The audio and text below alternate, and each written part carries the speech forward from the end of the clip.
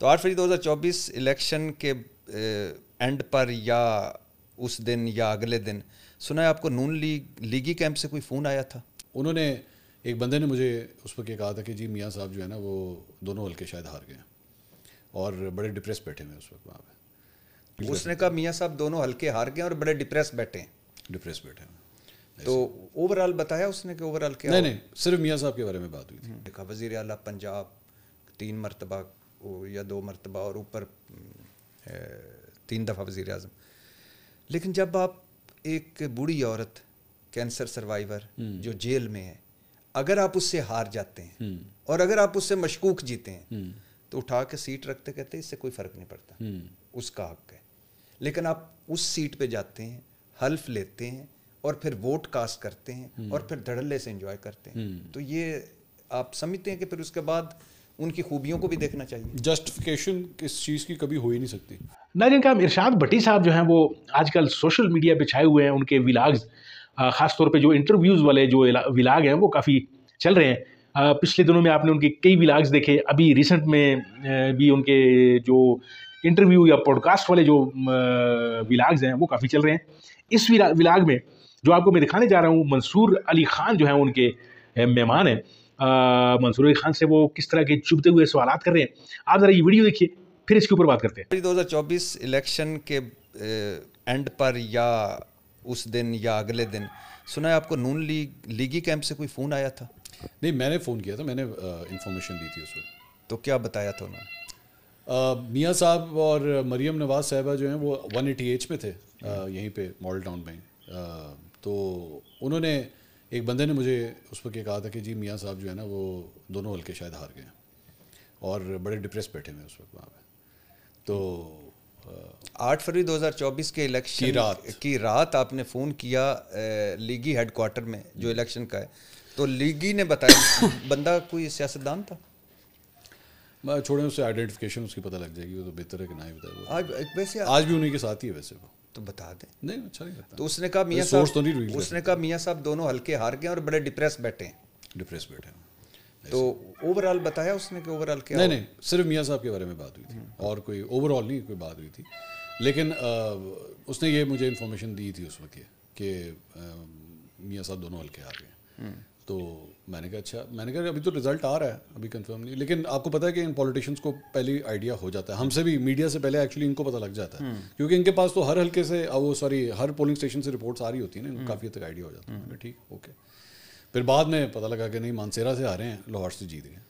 نہیں وہ تو اکارڈنگ ٹو دا فارمز. ہاں لیکن وہ تو آپ نے پوسٹ مارٹم کیا تھا. ویسے یاسمین راشد کتنے ہزار ووٹوں سے جیتی ہوں گی آپ جو؟ نہیں میں نے یہ کیلکولیشن نہیں کی تھی لیکن البتہ اس حلقے کا میں نے پورا ایک پوسٹ مارٹم کیا تھا. فارم 45 کا میں نے پورا ایک ایک کر کے لگایا تھا اور اس کے اندر بہت سی کٹنگس تھیں ان فارم 45 کے اوپر. آج بھی ہیں ریکارڈ کے اوپر. تو ہم نے ایک ایک کر کے اس میں سے ہم نے سیمپل کے طور پہ شاید میرے خیال میں 35 شاید نکالی تھی. 35 مختلف فارمز ہم نے شاید مجھے یاد نہیں آ رہا ایگزیکٹ نمبر لیکن اس کے اندر ایک واضح کٹنگس تھیں دونوں کے اندر جو آفیشیل الیکشن کمیشن نے ریلیز کیا اور جو حلقے کے امیدوار کے پاس جو فارم 45 سے اس میں ایک واضح فرق تھا. اچھا آپ نے ابھی ایک لفظ بولا کہ ہر بندہ نہ شیطان ہے نہ فرشتہ ہے. ظاہر ہے کچھ خوبیاں ہیں کچھ خامیاں ہیں.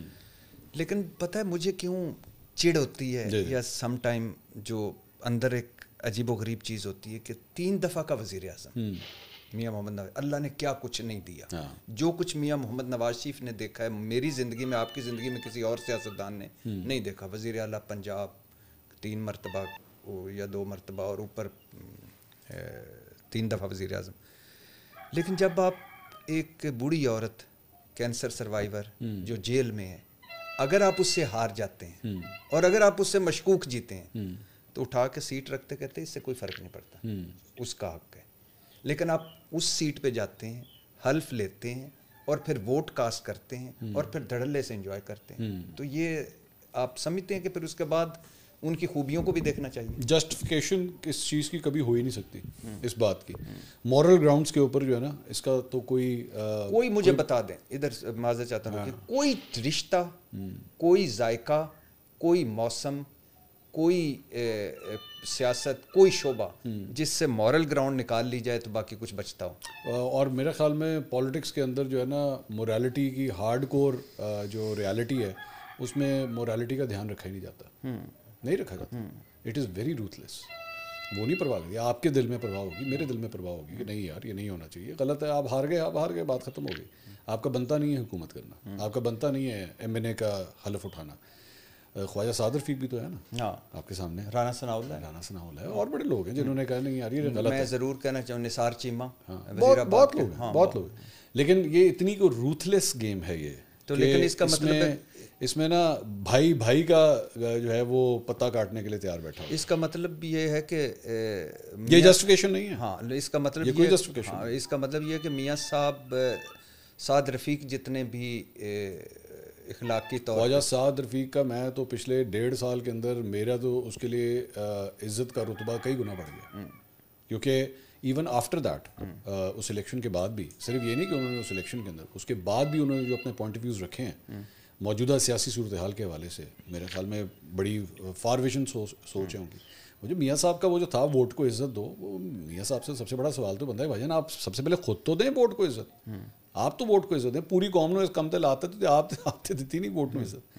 تو خواجہ سعد رفیق کا رتبہ میری نظر میں تو بہت بڑھ گیا, اور شاید اسی لیے باہر بیٹھے ہیں. باہر بیٹھے تو اسی لیے باہر بیٹھے. کتنی آپ آپ بڑے باخبر صحافی ہیں, کم از کم مجھ سے تو میں دل پہ پتھر رکھ کے کہہ رہا ہوں زیادہ باخبر صحافی ہیں اور ہیں, لیکن یہ مجھے بتائیں کہ کتنی سیٹیں ہوں گی اگر فارم 45 کے حوالے سے دیکھا جائے. بڑی صاحب یہ بہت ایکسٹینسو قسم کی ریسرچ ہے. یہ اتنے صرف ایک مثال کے طور پہ پاکستان تحریک انصاف کہتی ہے جی 18 ہیں, میں خیال 18 ہی کہتے ہیں, 17 یا 18 اتنی مجھے نہیں پتا کتنی ہے. یہ بہت ایکسٹینسو ریسرچ ہے. میں جس چیز کے بارے میں نے بیٹھ کے کھولے نہیں, لیکن 124 تو ہرگز نہیں ہوں گی. میں دیکھیں میں نے جس چیز پہ کام کیا ہے نا, میں تو اس کے بارے میں کہہ سکتا ہوں. جو حلقے میں نے کھولے, یس دے ور فالس اوور دیئر, اور جو میں نے فارم 45 دیکھے وہ, تو میں جس چیز کے بارے میں ایک اوتھینٹسٹی سے کہہ نہیں سکتا, میں اس کا دعویٰ نہیں کر سکتا. تو مریم نواز صاحبہ نے کیوں کہا کہ یہ روک دیں؟ میرا خیال میں ان کے پاس جواب نہیں تھا اس سوال کا جو سوال کیا تھا.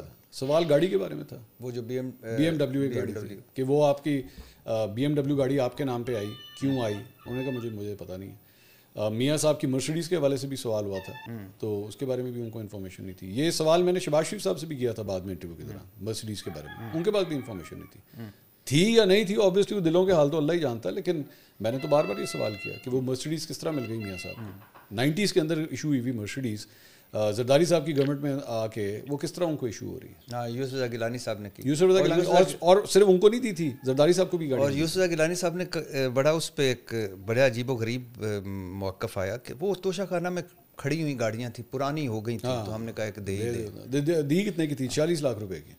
ویڈیو آپ نے ملاحظہ فرمائی, ویڈیو میں جس طریقے سے ارشاد بھٹی جس طرح ان کا سٹائل ہے, جس سٹائل میں یہ بات کرتے ہیں, تو اس میں کافی ساری چیزیں جو ہیں وہ منصور علی خان نے کھول کر بیان کی ہیں کہ کس طریقے سے یہ پورے کا پورا سسٹم جو ہے وہ عمران خان صاحب کے خلاف لگا ہوا ہے. یا آج تو خیر منصور علی خان کی زبان کی جو ہے وہ بڑی شیریں لگ رہی تھی عمران خان صاحب کے حوالے سے, اور باقی لوگوں پہ کافی تنقید یہ کر رہے تھے کہ جی کس طریقے سے عمران خان صاحب کو انہوں نے بند کیا ہوا ہے, یا یہ جو حکومت ہے اسٹیبلشمنٹ کے ساتھ انہوں نے کس طریقے سے جو رشتے استوار کیے ہوئے ہیں. کل کو انہوں نے اسٹیبلشمنٹ کو گالیاں دی, یا نواز شریف ایک ووٹ کو عزت دو والا نعرہ لے کر آئے, اور آج جو ہے کس طریقے سے یہ بوٹ پالش پہ لگے ہوئے ہیں. آپ نے ملاحظہ فرما لیا. ناظرین کرام, یہاں تک اگر آپ ویڈیو دیکھتے ہوئے پہنچ آئے ہیں تو اس ویڈیو کو لائک کر کے جائیے, چینل کو ضرور سبسکرائب کیجیے. ملتے ہیں آپ کے ساتھ کسی اور ویڈیو کسی اور موضوع میں, تب تک کے لیے دیجیے اجازت. اپنا بہت سارا خیال رکھیے, اپنے اس چینل کا بھی.